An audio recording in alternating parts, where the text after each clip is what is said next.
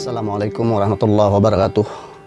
Sahabat sekalian, senang sekali bisa menjumpai Anda kembali melalui channel ini. Semoga Anda selalu dalam kondisi sehat walafiat, karena kesehatan sekarang ini merupakan salah satu nikmat dari Tuhan yang paling mahal harganya pada masa pandemi COVID-19 seperti sekarang. Sebelum saya mengupload beberapa video pemenang lomba membuat video materi pembelajaran jarak jauh, saya sudah mengupload 3 video secara berturut-turut, yaitu video para pemenang lomba membuat video baca puisi yang diselenggarakan oleh PGRI Kabupaten Tanah Laut di sekitar akhir 2020 yang lalu. Nah, sekarang silakan Anda lihat di layar monitor ini. Ketiga video tersebut masing-masing saya beri judul yang sama, 5 jawara lomba video baca puisi. Pertama saya upload pada tanggal 2 Januari 2021, kemudian berikutnya tanggal 6 dan tanggal 9 Januari 2021. Ketiganya berisi video terbaik yang oleh Dewan Juri dipilih sebagai juara 1 hingga juara harapan kedua dalam lomba membuat video baca puisi yang digelar dalam rangka memeriahkan hari ulang tahun PGRI ke-75 dan Hari Guru Nasional tahun 2020. Nah, sahabat sekalian, kali ini saya juga ingin memberikan komentar singkat atau catatan kritis terhadap video-video yang diikut sertakan dalam lomba membuat video baca puisi tersebut. Namun beberapa hal yang saya kemukakan dalam komentar singkat ini juga tidak menutup kemungkinan masih saja terjadi pada video-video yang terpilih sebagai pemenang. Nah, setelah mencermati semua video tersebut, akhirnya saya menyimpulkan paling tidak ada 7 masalah atau 7 catatan kritis yang bisa saya kemukakan terhadap video-video tersebut. Baik ini ditujukan untuk para pemenang, para peserta lomba secara keseluruhan, maupun bagi para calon peserta yang mungkin akan mengikuti lomba serupa pada tahun-tahun mendatang.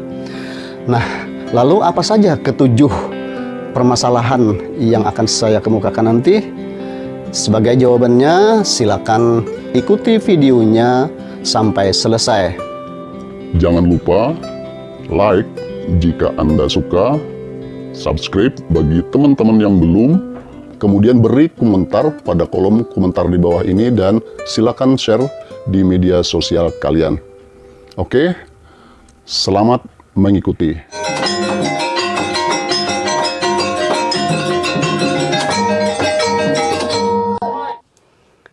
Sebagai catatan pertama, sebagian di antara peserta lomba kurang tepat dalam memilih teks puisi. Bahkan di antaranya ada yang salah dalam mengambil sumber atau referensinya. Padahal dalam memilih sebuah teks puisi yang akan kita jadikan materi lomba, paling tidak ada 3 hal yang harus kita pertimbangkan. 1. Relevansi teks puisi dengan ketentuan lomba, baik tema maupun ketentuan-ketentuan yang lain. Kemudian yang kedua, kecocokan teks puisi dengan materi lomba. Dan ketiga, menyangkut validitas sumber pengambilan teks puisi itu sendiri. Nah, untuk ketiga hal ini, bagaimana caranya agar kita bisa mendapatkan hasil yang lebih baik? Kita harus mempertanyakan kepada diri kita sendiri sesuai dengan ketiga pokok masalah tersebut. Yang pertama, apakah teks puisi ini atau teks puisi yang kita jadikan sebagai materi lomba itu relevan dengan ketentuan lomba? Dalam kaitan ini, panitia lomba sebenarnya sudah memberikan rambu-rambu bahwa teks puisi yang dipilih sebagai materi lomba adalah: pertama, puisi bertema guru dan pendidikan; yang kedua, berbahasa Indonesia; dan ketiga, karya penyair Indonesia. Jadi 3 hal penting ini yang harus kita perhatikan karena ini merupakan ketentuan yang sudah digariskan oleh panitia lomba. Oleh karena itu, jika kita mengikuti sebuah lomba, baik lomba baca puisi secara langsung maupun lomba membuat video baca puisi, mau tidak mau tidak ada pilihan bagi setiap peserta kecuali harus mengikuti aturan-aturan atau ketentuan lomba yang sudah dirumuskan atau ditentukan oleh panitia. Kalau tadi itu terkait dengan masalah relevansi teks puisi dengan ketentuan lomba. Nah, yang kedua terkait dengan masalah kecocokan sebuah teks puisi sebagai materi lomba. Dalam hal ini kita harus mempertanyakan apakah teks puisi ini cocok dijadikan materi lomba. Nah, dalam kaitan ini perlu kita pahami bahwa dalam konteks seni baca puisi atau deklamasi, puisi itu umumnya dapat dibedakan menjadi dua jenis. Ya, yang pertama, yang lazim disebut dengan puisi kamar. Yang kedua adalah puisi publik atau juga disebut dengan puisi panggung. Nah, puisi kamar umumnya bersifat liris, kontemplatif atau penuh perenungan dan hanya enak dibaca dalam kesendirian.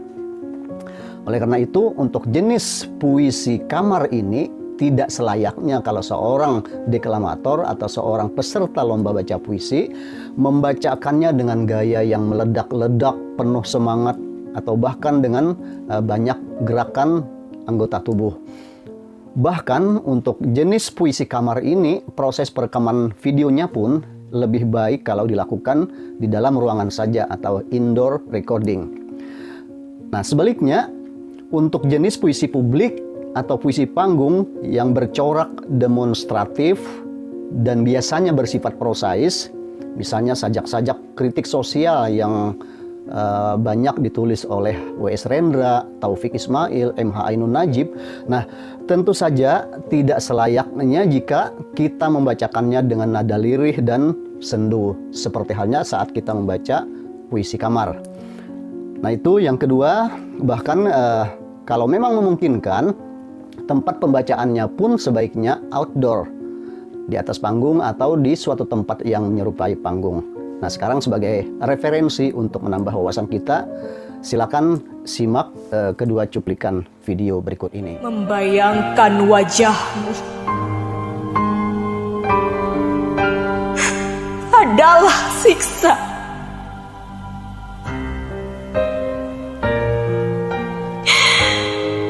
Kesepian adalah ketakutan. Tapi pertanyaanku membentur jidat penyair-penyair salon yang bersajak tentang anggur dan rembulan, sementara ketidakadilan terjadi di sampingnya. Nah, sekarang kita bisa melihat bagaimana perbandingan kedua cuplikan puisi tadi. Yang pertama adalah jenis puisi kamar, lebih enak dibaca seorang diri. Kemudian yang kedua itu puisi publik. Bisa saja keduanya merupakan karya Rendra, misalnya Sajak Kangen tadi itu adalah puisi karya Rendra. Nah, kemudian yang lain entah puisi Rendra atau puisi yang lain tapi yang merupakan jenis puisi publik itu dibacakan dengan agak demonstratif. Dan bisa kita melakukannya dengan lebih luas dalam gerakan-gerakan kinestetik atau gestur. Kemudian yang ketiga, terkait dengan validitas sumber teks puisi itu sendiri. Nah, pertanyaannya adalah apakah teks puisi ini diambil dari sumber yang sahih dan dapat dipertanggungjawabkan atau tidak? Nah, ini berarti kita harus meneliti, harus melakukan telaah kecil-kecilan untuk memastikan bahwa puisi yang kita jadikan materi lomba itu tidak bermasalah. Misalnya mengambil puisi orang lain tetapi menyebutkan penyair yang bukan penulisnya. Masalah ini sangat penting saya kemukakan karena sangat kebetulan saya menemukan di antara para peserta itu ada dua puisi yang pembacanya menyebutkan judul tertentu, kemudian mengatakan bahwa puisi tersebut karya Khairil Anwar. Saya kira untuk nama Chairil Anwar di Indonesia apalagi terlalu populer kalau kita sembarangan untuk menempatkan nama penyair yang satu ini. Sebab saya sendiri kalau mendengar orang menyebutkan judul tertentu kemudian mengatakan nama Chairil Anwar sebagai penyairnya, padahal judul tersebut tidak pernah ada di buku-buku yang baik yang ditulis oleh sang penyair Chairil Anwar sendiri maupun yang ditulis oleh para pengulas, para kritikus sastra seperti Habib Yasin, Athio misalnya. Nah, dari sini kita dapat mengetahui apakah judul puisi itu memang milik atau ditulis oleh Chairil Anwar. Jadi terhadap kasus yang dua ini, begitu mendengar nama Chairil Anwar disebutkan, saya langsung kaget dan meragukan kebenarannya. Kenapa? Sebab sekalipun saya tidak hafal semua judul puisi Chairil Anwar, tetapi secara spontan saya ingat jika ada orang melakukan atau mengatakan hal yang salah tentang puisi-puisi Chairil Anwar, itu saya langsung ingat. Karena referensi saya cukup banyak gitu. Nah, sekarang karena saya masih penasaran, lalu saya pun jadi kepo dan kemudian berupaya untuk mencari tahu akar masalahnya. Lalu saya pun melakukan riset kecil-kecilan di internet dan di YouTube. Ternyata sumber kesalahan itu ada di beberapa channel YouTube dan juga secara lebih jelas di teks, ada teksnya itu di blog pribadi. Ada beberapa blog pribadi yang menyebutkan karya tersebut adalah karya Chairil Anwar, padahal di dalam buku-buku Chairil Anwar tidak pernah ada puisi tersebut. Nah, pada kesempatan ini akan saya sajikan beberapa fakta sekadar alat pembuktian saja di mana sumber referensinya itu, sehingga peserta yang kebetulan saya temui ini dia mengatakan karya tersebut adalah karya Chairil Anwar. Nah, saya katakan saja dua puisi itu masing-masing kebetulan berjudul berbeda.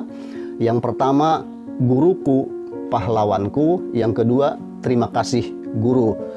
Nah, jadi dua puisi ini dikatakan sebagai puisi Chairil Anwar, padahal Chairil Anwar selama hidupnya tidak pernah menulis puisi tersebut.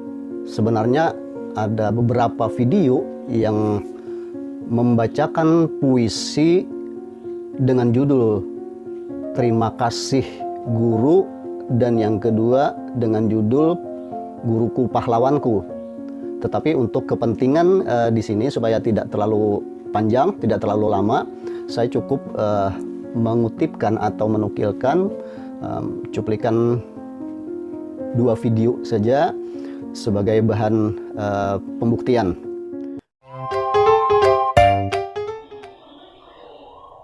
Terima Kasih Guru, buah karya Chairil Anwar.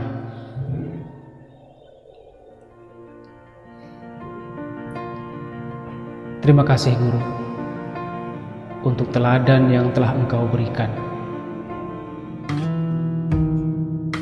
Pada Hari Guru ASEAN tahun 2020 ini, saya ingin mempersembahkan sebuah puisi untuk semua guru di ASEAN. Sebuah puisi karya pujangga Indonesia ternama.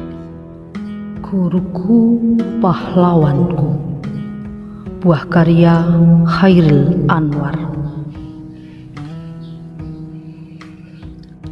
Andai kata matahari tiada, dunia akan beku dan bisu. Kemudian selain video juga saya sajikan data-data dalam bentuk blog pribadi, di mana di situ sangat jelas ada teks puisi berjudul Terima Kasih Guru, dan disebutkan serangkaian puisi itu ada 7 puisi, semuanya dikatakan puisi Chairil Anwar atau karya Chairil Anwar. Tetapi setahu saya ke-7 puisi itu tidak pernah ditulis oleh Chairil Anwar. Oke, mari kita lihat data-data berikut ini. Untuk yang pertama ini Terima kasih guru disebutkan dengan jelas puisi Khairi Anwar. Begitu juga untuk yang kedua, puisi Guruku Pahlawanku, vokal Lukas Rumpang, karya Khairi Anwar. Nah, ini sangat jelas. Oke, silakan teman-teman dicermati sendiri di dalam cuplikan kedua puisi ini. Nah, sekarang yang dari blog pribadi, ini ada sebuah blog dengan nama Mencari Ilmu. Di situ ada disebutkan judulnya kumpulan puisi Guru karya Khairi Anwar. Kumpulan puisi Guru karya Khairi Anwar. Nah, inilah yang saya maksudkan tadi adalah sebuah blog pribadi yang menghimpun katanya karya-karya Khairi Anwar. Ada 7 puisi di sini. Nah, salah satunya yang banyak sekarang ini dibacakan di YouTube itu adalah puisi berjudul Terima Kasih Guru. Ini teks puisinya.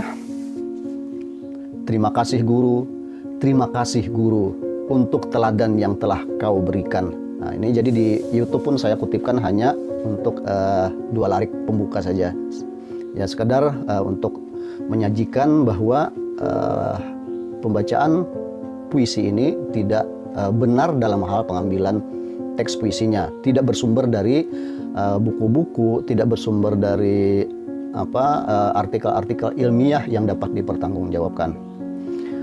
Nah, oleh karena itu terkait permasalahan ini perlu saya sampaikan dan saya ingatkan kepada siapapun, kepada teman-teman, bahwa nama Khairi Anwar itu terlalu populer untuk dicatut ataupun dikatakan secara sembarangan. Misalnya tadi dengan mengatakan guruku pahlawanku karya Khairi Anwar, atau terima kasihku guru, sebuah puisi karya Khairi Anwar, dan lain-lain seperti itu. Jadi dengan jelas menyebutkan puisi orang lain dikaitkan dengan nama Khairi Anwar. Entah apa tujuannya saya juga tidak tahu, apakah ingin agar sajak-sajaknya itu populer, atau memang karena ketidaktahuan, tidak punya pengetahuan, tidak punya referensi tentang Khairi Anwar. Oke, sahabat sekalian, karena hal ini sangat penting dalam dunia sastra dan seni budaya pada umumnya, insya Allah nanti terkait dengan kasus penggunaan atau penyebutan nama Khairi Anwar ini untuk mengatakan pada karya-karya tertentu atau mengaitkan dengan puisi-puisi orang lain, ini insya Allah nanti akan saya bicarakan dalam video tersendiri. Mohon maaf teman-teman, tadinya niat mau menyampaikan komentar serba singkat, tapi ternyata untuk menyampaikan satu pasal saja sudah memakan waktu lebih 15 menit. Apa boleh buat, nasi sudah menjadi bubur. Oleh karena itu izinkan saya untuk menyudahi obrolan kita pada kesempatan ini. Masih ada 6 catatan lagi yang harus saya sampaikan, tapi kalau saya paksakan harus menyampaikan semuanya pada kesempatan ini, tentu saja video ini akan terlalu panjang. Oke sahabat sekalian, sampai di sini dulu pertemuan kita. Tulaka pasar, baimbai kawan, kawan lawas, bungas orangnya, sudah sapasal ulun sampaikan, kehendak ringkas panjang jadinya. Sudah sapasal ulun sampaikan, kehendak ringkas panjang jadinya. Kalaulah salah mohon maafkan. Sampai jumpa di video selanjutnya. Oke.